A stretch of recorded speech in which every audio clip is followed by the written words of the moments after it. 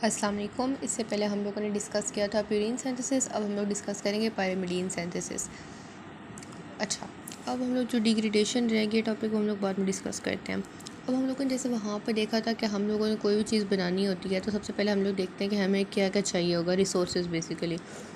तो यहाँ पे वहाँ पे हम लोगों ने देखा था ना कितना कुछ चाहिए था। कहीं पर हम लोगों के पास ग्लाइसिन इस्तेमाल हुआ था, एस्पर्टेट था, ग्लूटामीन था, उसके अलावा हमारे पास टेट्रा हाइड्रोफोलेट भी हम लोगों के पास इस्तेमाल हुआ था। ठीक है, इसी तरह अब हम लोग यहाँ पे देखते हैं कि हम एक जनरल जो बेसिक स्ट्रक्चर है, हमें पता है कि पायरिमिडीन हम लोग के पास एक सिंगल रिंग स्ट्रक्चर है। तो अगर हम लोग यहाँ पे देखें, ये हम लोग के पास जो सिंगल रिंग स्ट्रक्चर है हम इसको जनरल देखें, मतलब स्पेसिफाई ना करें हमारे पास ये कौन सी बेस है। तो इसके अंदर हम लोग के पास एक नाइट्रोजन जो होता है वो ग्लूटामीन से आता है, एक जो कार्बन है कार्बन डाइऑक्साइड से, उसके अलावा जो सारा है वो हमारे पास किधर से आता है, एस्पार्टेट से आता है। अच्छा, अब हमें पता है कि जो पायरिमिडीन है इसके अंदर हम लोग के पास 3 बेसेस आ जाती हैं। हम लोगों के पास है साइटोसिन, यूरेसिल एंड थायामीन। ठीक है, अब हम लोगों के पास जैसे हम लोगों ने वहाँ पे हम एक बनाते हैं और उसके बाद हम उसको इंटर कन्वर्ट करके दूसरे में कन्वर्ट कर लेते हैं, इसलिए हम लोग यहाँ पर आज बेसिकली यूरेसिल की फॉर्मेशन को डिस्कस करने वाले हैं। अच्छा, अब हम लोगों का हम स्टार्ट करें तो ये बेसिकली हम लोगों के पास 6 स्टेप्स पर मुश्तमिल एक हम लोग के पास बेसिकली साइकिल या हम कह सकते हैं हम दी हुई है। अच्छा, अब हम लोगों ने जो रिसोर्सेज हम लोगों ने डिस्कस किए हैं वो हमारे पास क्या क्या है, हमारे पास ग्लूटामीन, कार्बन डाइऑक्साइड, एस्पार्टेट। तो सबसे पहले हमारे पास जो पहले 2 रिसोर्सेज हैं उनको हम इस्तेमाल कर लेते हैं। तो हमने क्या किया, कार्बन डाइऑक्साइड को ग्लूटामीन के साथ रेड करवाया, एटीपी यानी कि सोर्स ऑफ एनर्जी है, और ये हम लोगों के पास आपस में रेड किए। तो हमें पता है कि जो ग्लूटामीन सिर्फ नाइट्रोजन के लिए आ रहा था, तो उसने नाइट्रोजन हमारे पास कार्बन डाइऑक्साइड के साथ कंबाइन किया, ये हम लोगों के पास स्ट्रक्चर बन गया। और जो हमारे पास है हमारे पास ग्लूटामीन वो ग्लूटामेट में कन्वर्ट हो गया, और हमारे पास जो एटीपी है वो हमारे पास एटीपी और फॉस्फेट के अंदर। अब हमारे पास ये स्ट्रक्चर बन गया जो हमारे पास क्या है, कार्बोमाइल फॉस्फेट। अब अगर हमें याद हो कि हमने यूरिया साइकिल के अंदर भी हमारे पास कार्बोमाइल फॉस्फेट बना था, वो हमारे पास कैसे बना था, डायरेक्ट हमारे पास जब अमोनिया कार्बन डाइऑक्साइड के साथ कंबाइन करता है in the presence of carbamoyl phosphate synthetase 1, तो हम लोगों के पास वहाँ पे भी कार्बोमाइल फॉस्फेट बनता है। ये हम लोग बात जो हम लोग है, इसीलिए हम कहते हैं कि जब वहाँ पे हम लोगों के पास OTC की डेफिशिएंसी होती है तो हम लोगों के पास क्या होता है कि यहाँ वो जो कार्बोमाइल फॉस्फेट होता है वो आगे हमारे पास यूरिया साइकिल में जाने के बजाय इधर आ जाता है, और फिर हमारे पास यहाँ इसका एक जो प्रोडक्ट है हमारे पास ऑरोटेट, ये हम लोग के पास इंक्रीज़ हो जाता है बेसिकली हमारे पास OTC डेफिशिएंसी के अंदर भी। खैर ये हमारे पास एक्स्ट्रा बात थी। अब हम लोग कंटिन्यू करते हैं तो हमने यहाँ पर एंजाइम देख लिया, क्या हमारे पास हो गया प्रोडक्ट की बेसिस पे कार्बोमाइल फॉस्फेट सिंथेटेज 2। ठीक है, अब हमारे पास जो थर्ड रिसोर्स है वो हमारे पास क्या, एस्पार्टेट है। अब यानी कि हमारे पास इसके साथ क्या होगा, एस्पार्टेट हमारे पास इसके अंदर ऐड हो जाएगा। ये जो हमारे पास फॉस्फेट है ये एक्स्ट्रा चीज़ है, ये हमारे पास रिमूव हो जाएगा, और ये जो हमारे पास पूरा है ना हमारे पास कार्बोमाइल ग्रुप, ये हमारे पास एस्पार्टेट के साथ आ जाएगा। तो प्रोडक्ट हमारे पास क्या हो गया, कार्बोमाइल, यानी कि ये पूरा, साथ में हमारे पास एस्पार्टेट। अच्छा, अब हम लोग देख लें कि हमारे पास इसके अंदर इसका एंजाइम कौन सा होगा। जो हम लोगों के पास एंजाइम है वो हम लोगों के पास क्या बेसिकली प्रोसेस है, हमारे पास हो क्या है, हमारे पास जो कार्बोमाइल ग्रुप है इसके हमारे पास ट्रांसफ़र हो रहा है। ठीक है, तो हमारे पास एंजाइम का नाम क्या है, एस्पार्टेट, और हमारे पास ट्रांसफ़र क्या हो रहा है, ट्रांस कार्बोमाइलेज।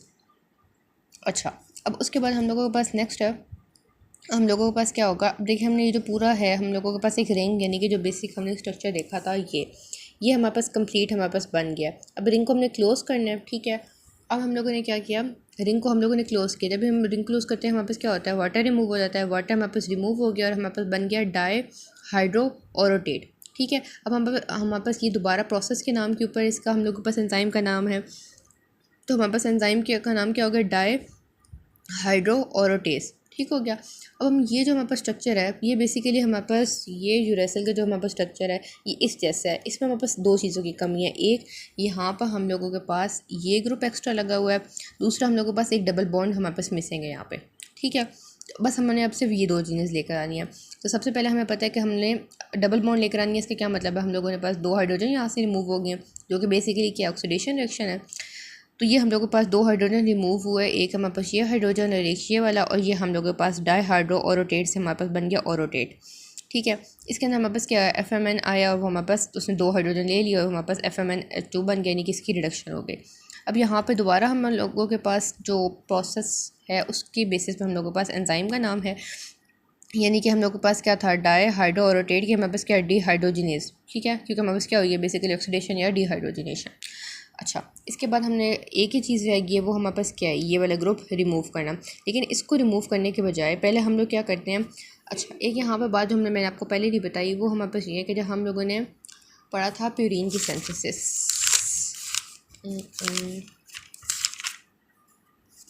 तो वहाँ पे हम लोगों ने क्या किया था, हमने स्टार्ट ही क्या किया था कि हमने रेबोस 5-फॉस्फेट को पहले स्टार्ट किया था और उसके बाद हम लोगों ने पूरी बेस बनाई थी इसको साथ लटका के।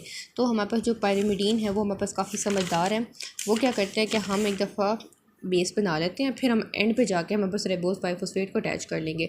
तो ये देखिए हम लोगों ने पूरी पहले हम लोगों ने बेस बनाई और अब हम लोग क्या करेंगे, रेबोस 5-फॉस्फेट को हम लोग अटैच कर लेंगे। ठीक है, उसकी सोर्स फिर हमारे पास क्या है, PRPP। ठीक है, अब ये हम लोगों के पास PRPP क्या है, ये PRPP अगर हम पीछे जाएं तो ये हम लोगों ने बनाया था जब हमारे पास रेबोस 5-फॉस्फेट हम ऐसे नहीं अटैच कर सकते, हम इसको एक्टिवेट करवाना होता है। तो हमारे पास क्या हो जाता है, PRPP के फॉर्म में होता है, यानी कि होता है कि हमारे पास 5-फॉस्फोराइबोजाइल पायरोफॉस्फेट। अच्छा, इसमें हमारे पास ये जो PP है, ये वाले एक्स्ट्रा जो है 2P, ये हम लोग हमारे पास रिमूव हो जाते हैं। तो ये हम लोगों के पास यहाँ पे ये देखिए हमारे पास PRPP ऐड हुआ, किसके लिए, हमारे पास रेबोस 5-फॉस्फेट के लिए, और PP हमारे पास रिमूव हो गया। और ये हम लोगों के पास क्या बन गया, ये हमारे पास क्या था, हमारे पास ओरोटेट। ठीक है, तो ये हमारे पास क्या, 5 मोनोफॉस्फेट के साथ हमारे पास ओरोटेट अटैच हो गया, तो हम इसको कह रहे हैं ओरोटिडाइन 5 मोनोफॉस्फेट। ठीक है, इसका जो दूसरा नाम है वो हमारे पास है ओरोटाइडाइलेट। ठीक है, ये देखिए हमारे पास वही हम लोग के पास बेस है, साथ में हमारे पास क्या हो गया, 5-फॉस्फोराइबो। खैर, अच्छा, अब हम लोगों के पास क्या बच गया, सिर्फ यही जो ग्रुप है हमने सिर्फ ये रिमूव करना रह गया, उसके अलावा तो हमारे पास जो पूरा प्रोडक्ट है वो हमारे पास कंप्लीट है। ठीक है, यानी कि UMP हमारे पास कंप्लीट है। हम लोगों ने क्या किया, मोनोफॉस्फेट बनाया लिया है और साथ में हम लोगों ने पास यूरेसिल जो है वो हम लोगों ने बना ली। अच्छा, अब ये हमारे पास कार्बन डाइऑक्साइड रिमूव, जो हमारे पास ये वाला ग्रुप है ये हम लोगों ने रिमूव कर लिया कार्बन डाइऑक्साइड के फॉर्म में। और यहाँ पर हमारे पास एंजाइम है, ये जो है ना इसको हम OMP भी कह रहे हैं, तो OMP डीकार्बोक्सिलेज। और यहाँ पे हमारे पास क्या है, दोबारा हमने प्रोसेस के नाम पे किया हुआ है, हमारे पास सिर्फ ये हमने PR बेसिकली ग्रुप ट्रांसफ़र कर रहे हैं ना, इसलिए हम लोग क्या कह रहे हैं, ओरोटेट फॉस्फोराइबोजोल ट्रांसफेरेज। ठीक है, दोनों के नाम हम लोगों ने सिर्फ ट्रांसफ़र किया ना, तो बेसिकली हमने क्या किया, सबस्ट्रेट का नाम ले लिया, ये जो सबस्ट्रेट का नाम ले लिया और साथ में जो चीज़ ट्रांसफ़र कर रहे हैं वो हमने ऐड कर दी। यानी कि अगर हम लोग इसको समराइज़ करें तो हमने क्या कहा कि सबसे पहले हम लोगों ने 2 रिसोर्सेज को कंबाइन किया, यानी कि कार्बन डाइऑक्साइड और हम लोगों के पास ग्लूटामीन को। उसके बाद हम लोगों ने क्या किया, स्पर्टेट डाल दिया। अब हमारे पास रिंग कंप्लीट हो गया, इसमें से हमने रिंग को जोड़ना है तो हमने इसमें क्या किया, वाटर रिमूव कर लिया। अब हमारे पास सिर्फ 2 चीज़ें करनी है, एक हाइड्रोजन रिमूव करनी है और एक हमारे पास वो जो COO वाला ग्रुप है हमने वो रिमूव करना है। उसके लिए हम लोगों ने क्या किया, हम लोगों ने डिहाइड्रोजनेशन करवा ली।